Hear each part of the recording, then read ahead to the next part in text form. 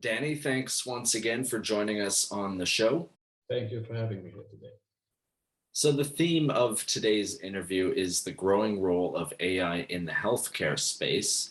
To kick things off, a report published by Precedence Research, for instance, finds that the global market for AI in healthcare is projected to reach 187.95 billion USD by the year 2030.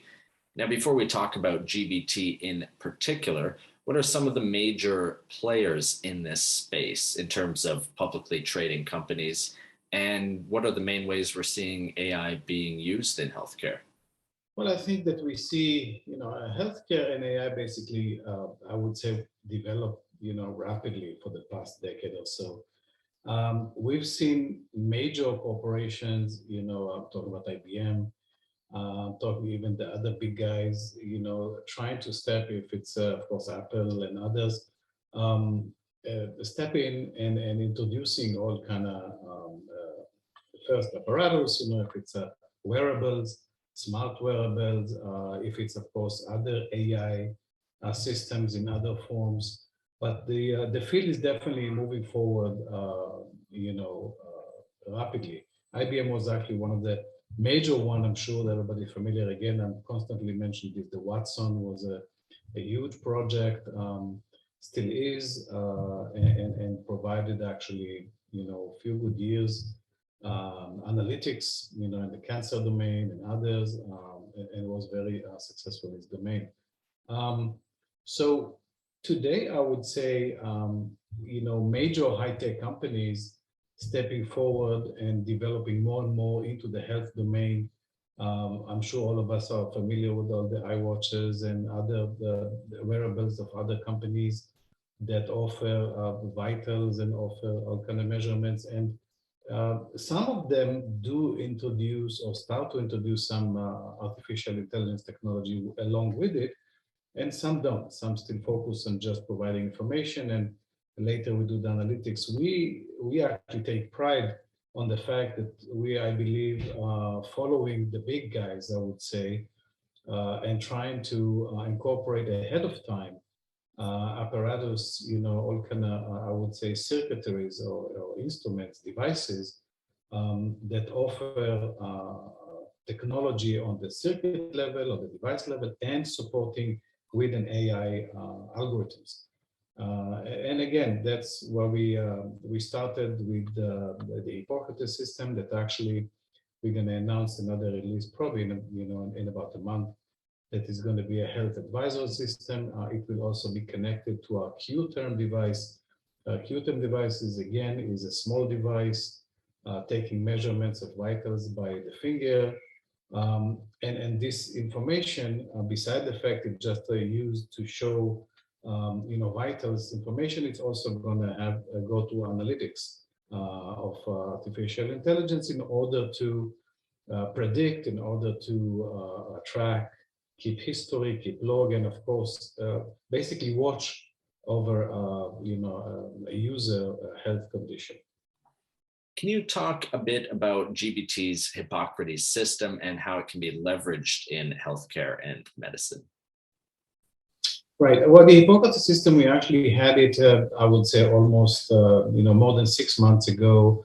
It's basically it's the core of Avant, our Avant AI artificial intelligence engine, which here we took it and we made an implementation for the health domain. Again, it can be adapted to any domain, but we definitely found, since the company moving in this area for the past, I would say, few years, we decided to take the core of the Avant AI and made it basically the Hippocrates system, which is going to be a health advisor, I would say first-line health advisor. The Hippocrates system will have all the information taken from the CDC and another, the National Health Institute. So it's basically take all the official accredited information along with medical textbooks that we train the system, and we publish it also in one of our PRs.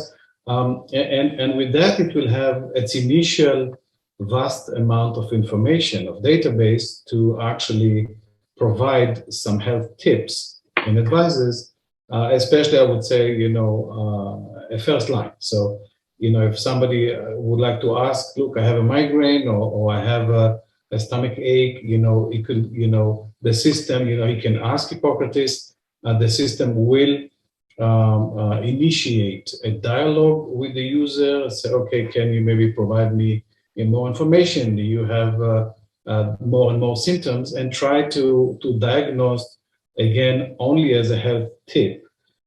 First line of tip, it's not to replace, of course, a physician, professionals. This is just, I would say something that give a first advice of what to do. And of course, it will tell, okay, that's what, based on the information you provided, we can estimate, or we can assume that that's what to do, and these are the steps what to do. Of course, in case of severe cases, the system will alert to immediately, seek medical help, urgent medical help. Again, I'm stressing again, the system is not meant to replace health professionals, physicians, and doctors, and clinics and hospitals. It's just supposed to provide, instead of just going and doing a smart search on Google, a further, one step further, which here the AI system is equipped with all the information taken from the CDC and based on some input to get from the user. It can be able to estimate what's the case, what's the tip to provide, what's the advice only to provide. We think a system like this can be very efficient, especially remote locations. Some medical facilities are not that close, and if somebody just want to get an initial advice what to do, first line, then it can be efficient. And of course, it's also something to provide to the public, as a courtesy to the public, to show the capability of the system. We do intend, after to run it, of course, to get some feedback from users, and maybe furthermore, see if we can actually offer this system as actually an assistant for physicians or medical staff within clinics, hospitals, etc., because it can definitely, one of the greatest advantages, the system learns from each case. So each case is recorded, system not trained, and next time, it will know more and more. The system gained knowledge with time. And again, we can actually take the system and make it specialized in every domain. Now we just know general medicine, okay? Consider it a family practitioner tip and health advice. But we can easily train it with a whole set of books or information about a specific field, if it's cardiology, if it's pediatrics. So this is just to give a look and feel of the power of our artificial intelligence system. Could you bring us up to speed on the company's human vitals device, the qTerm, and how it employs GBT's Avant AI for application in healthcare? It will work with Hippocrates. Currently, Hippocrates will join, I would say, the company inventory, the company's set of technologies to show also what the power is. And again, we will be open to seek commercial, and we will probably try to seek commercialization of the Hippocrates system. Now, of course, we're just going to show it as a general health advisor. But the qTerm will be used. The qTerm now is basically, we completed the success with the prototypes. We're now building it, a mobile application that is more representative, including some analytics within the mobile application. Again, I estimate probably in the next month or two, we'll release it. But yes, the qTerm is planned after its initial launching, initial release. We will immediately start its integration with the Hippocrates system, which is the core AI engine. That was the plan, ahead, that's always the plan for the qTerm, along with adding more feature to it. We will add more feature on the hardware side. So now it's checking heart rate, it's testing temperature, and it checks the oxygen, the SpO2. We want to add more to it. But along with that, it will be integrated with the Hippocrates. The data will be fed to the Hippocrates AI engine.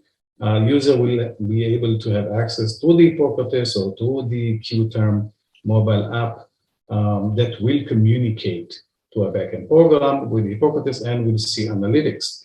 So we'll have to see, okay, for the past, for example, 6 months, here are the good data, these are off the charts data, et cetera, et cetera. And of course, in case of real abnormality, the system will alert, to seek medical help.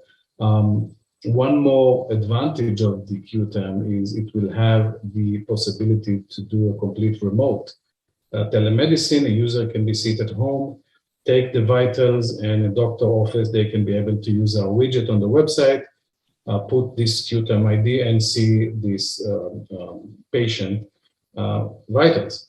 We think it's great because you can actually do telemedicine from anywhere around the world directly to your doctor office. And this also will be supervised by the AI system.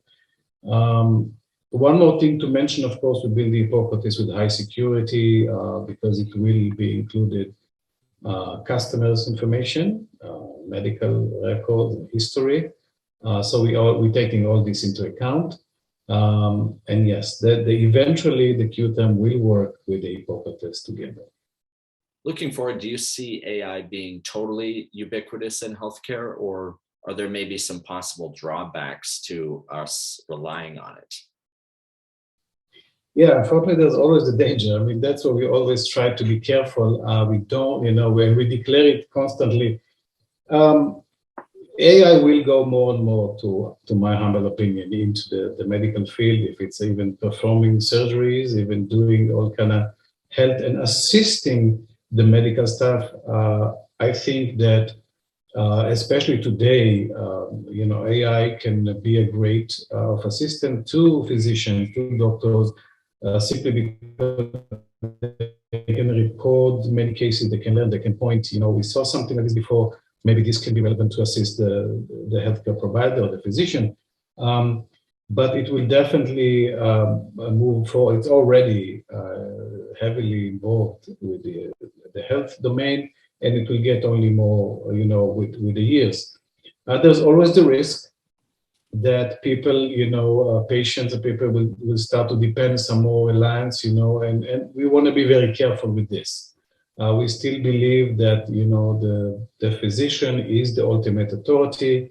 Our AI system is aimed to provide an assisting tool, maybe a health advice, as I said, we call it first line of advice, just, to give some type of idea what's going on and what to do, and of course recommend what, to seek immediate health advice, or we can do something that we can try to do, maybe take care at home environment. But yes, always be on the watch.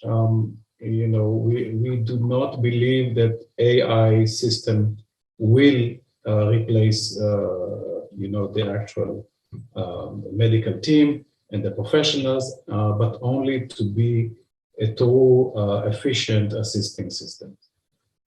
Well, Danny, that's all I have for questions for this one. Is there anything else you'd like to add? No, I think just to conclude, today's discussion, as we step forward, as we're moving forward with technology, we find out the usage of artificial intelligence can be extremely efficient when it comes to analysis and analytics based on past experience. Based on the vast amount of knowledge that is basically trained into the system. So the system eventually going to get a comprehensive set of data sets that can really assist the medical team, reaching conclusions and diagnostics. So, and I think that's one of the major things. So it's not that AI, yes, AI can reason today, and it can logic, it can really correlate and make the connections. But I think one of its major advantage is to encapsulate a vast amount of data sets, handling big data, And by that, providing, based on experience, based on the training he got, providing assistance or suggestions or pointing out to the medical team about potential possibilities. These type of possibilities can really be a great contribution to reach an accurate diagnostics by the physicians. Yeah, and that's of course, on the technical side, we already see robots today that do surgeries and all this. This definitely going to go only further. But again, I would be cautious. Although today robots already performing surgeries, I think, and people are getting accustomed to it more and more. You get used to things. You're driving a car and it starts to be semi-autonomous. You'll get used to it. Eventually, become part of life. Same will be here with the robots that are doing the surgeries or the AI that helps to advise about our health